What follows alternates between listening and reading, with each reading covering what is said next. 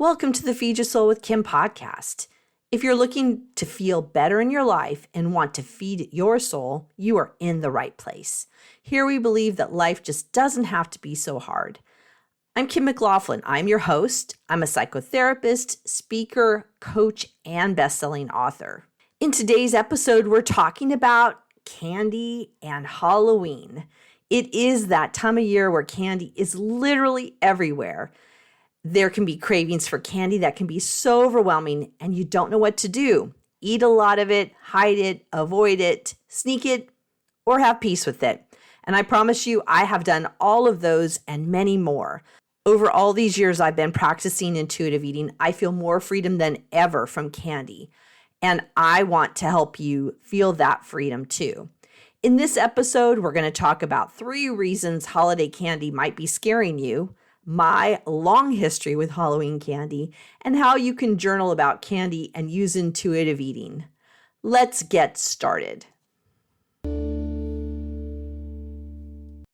I did get a question about Halloween candy. What I lovingly refer to this time of year is called the holiday trifecta.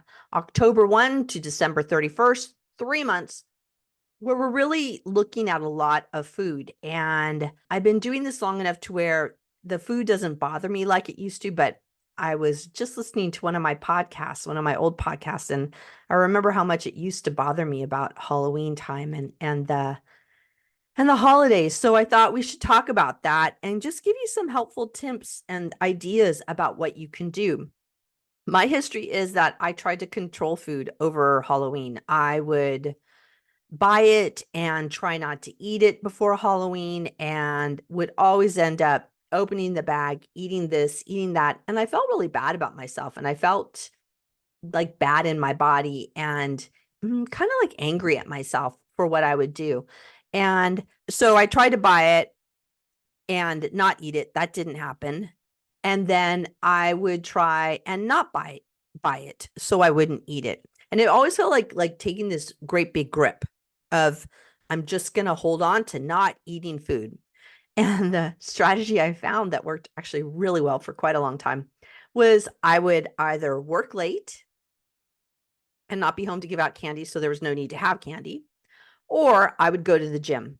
And I find that an interesting dichotomy. Like, I didn't go home to do Halloween candy, but I'd go to the gym. So that was actually the time in my life where I was not married and didn't have kids, and I could go to the gym in the evening time. And I actually generally would work out after work because that was kind of my lifestyle and it worked really well.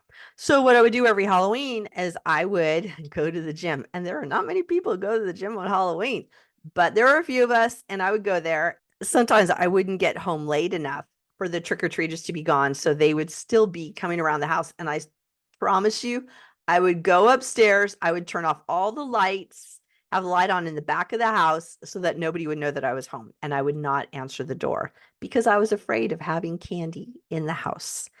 And I would also then other times I would go to a friend's house on Halloween. So I didn't have to have Halloween candy in the house. And it was really out of fear. It was out of fear of having candy. And I didn't know what to do about it. I didn't have the tools that I have today or the understanding that I have today to not have Halloween candy be an issue. Where it started to become more of an issue is when I met my husband, and he likes to give out Halloween candy, and he likes to buy it in advance, big bags of it. And that is his thing. So I was struggling with, do I stay home with him and hand out candy? Do I go do something else? How do I manage this? And it was hard because I didn't know what to do about candy and how to manage it and how to really have what we talk about is have peace with food. And then my daughter came, and she likes to go out trick-or-treating. She likes to go out and do that like all the other kids. They love to do that. I learned some things through the process of all of this. I learned that I could have a different relationship with candy, that candy didn't have to be this big, bad, really kind of scary monster that I would face every October. And then through the whole November and December, I faced challenges with food. So one of the things I learned is that there's no bad food. There's just food. And is it my right food? And I also learned through intuitive eating that I don't, I allow myself to have candy if I want to have it. It's not a special food that I only have every once in a while. It's like I can have it if I want. I generally choose not. It isn't always my right food or my best food or my food that I want or makes my body do the things I want it to do. So I don't have it. And we talk about that a lot in emotional eating solutions. It's like, what is going to be your relationship with food, and what are you going to do when it's all around? So we look to have food freedom. So how can you handle this Halloween time, part of these 3 months? And I want to encourage you to start thinking about, how can I look at candy differently? And really wonder, how afraid are you of candy? I know a lot of people tell me they just don't even buy it. They keep it out of the house. They keep it far away because they're afraid of it. When I don't have candy in the house, it's not because I'm afraid of it. It's because I just don't want it. I don't have it here. It's not a big deal. But when we don't have it because we're afraid of it, that's when we have difficulties. When we have emotions that show up or thoughts that show up, we have difficulties then really wondering, is that candy our right food? And when we put candy in its place as just a piece of food, and is it really my right food? Do I really want it? Am I hungry for it? Then it becomes less scary. It becomes less scary. The thing that I think of when I think about why is candy scary, and this is something I think you could really journal on, is candy scary because I have a fear of being out of control?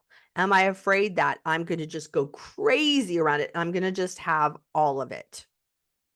And I remember having those feelings. I totally remember feeling very out of control with candy and just not wanting it around, because I know that if it's around, I can't control myself. And that's what I would say.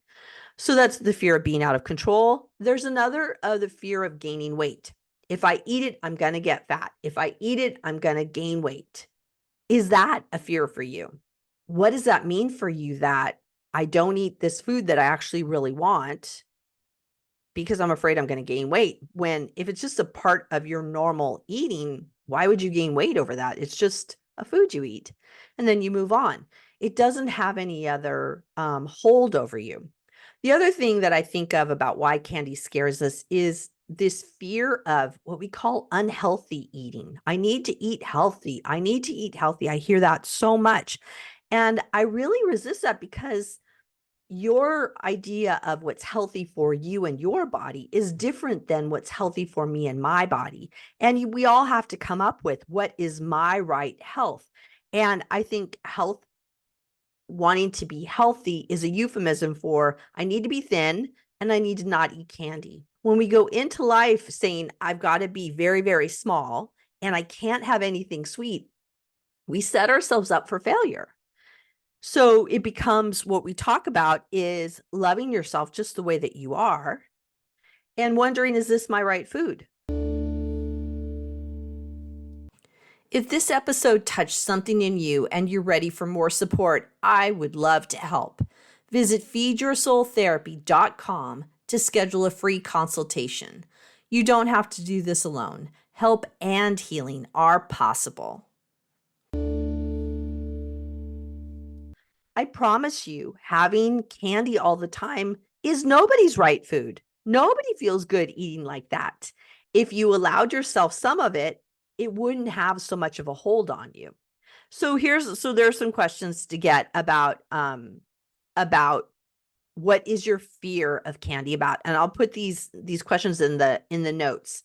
The second thing is what thoughts come up when we talk about having candy and having free access to candy. What thoughts do you have? What do you think? Mine was always, I'm going to overeat. If I have one, I'm going to have all of it. And once I started to eat, I would say, Kim, you know you're going to eat the whole thing. Just eat it up anyway. And I would just eat it. And those I knew were the thoughts that compelled me. I felt compelled to overeat. So those were my thoughts of what happened for me. And then what are the emotions that are coming up? What's coming up for you? Are we feeling sad, scared, lonely, bored, overwhelmed, alone? What are those emotions about? And what do you need? What do you need for those feelings? Because the candy won't take care of the feelings, really, in the end. The candy, it doesn't. It just fills your tummy up. It gives you a lot of sugar rush energy, but it doesn't take away the feelings. It might for a little bit of time, but it doesn't solve whatever's going on. It doesn't give you the emotional fortitude that you need. So think about that. What emotions are going on? So some more journal questions that we have is there a fear of gaining weight? Is there a need that you're not meeting?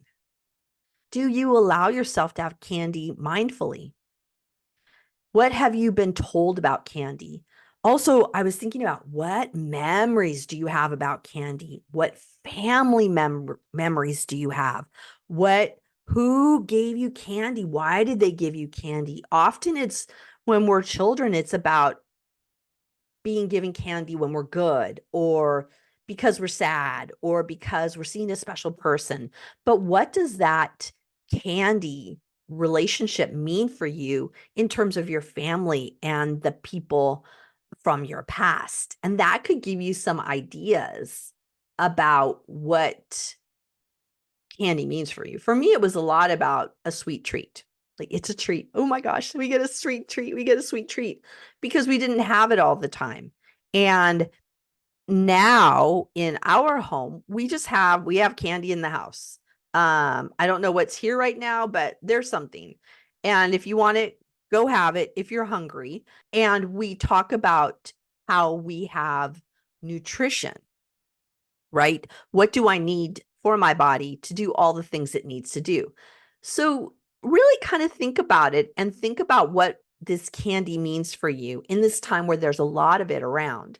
And really notice how the restriction, when you restricted yourself from candy, what that did to you. What we know is that as we restrict it, as we say, no, no, no, you can't, there's going to be a moment where your guard is down and you go, I'm going to go have it. And you go at it full force. And that ends up being the time where you don't feel good about yourself.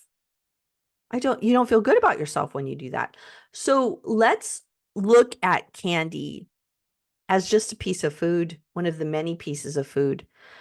What will it do for you? How will you feel? And also if you eat it more mindfully. So do you hear we're going into a lot of the different components, the am I hungry, am I full component, the emotions, what emotions are going on component, the thoughts, what's happening with your thoughts component, lifestyle, what's happening in your family, mindfulness.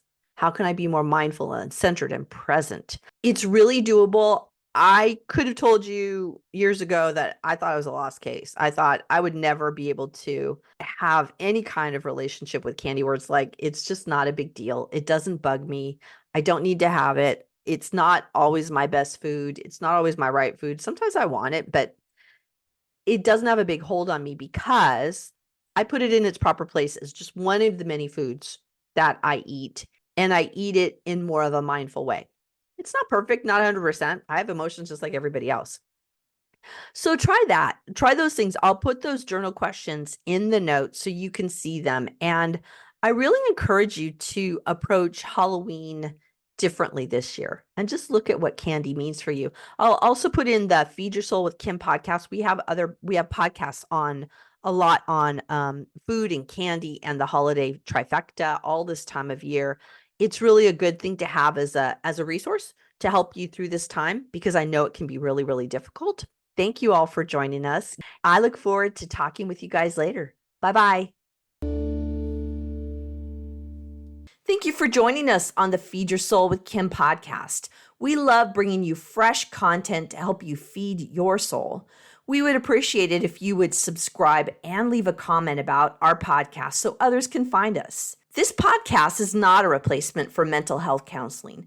If you are suffering, seek out a qualified mental health provider. You are worth it.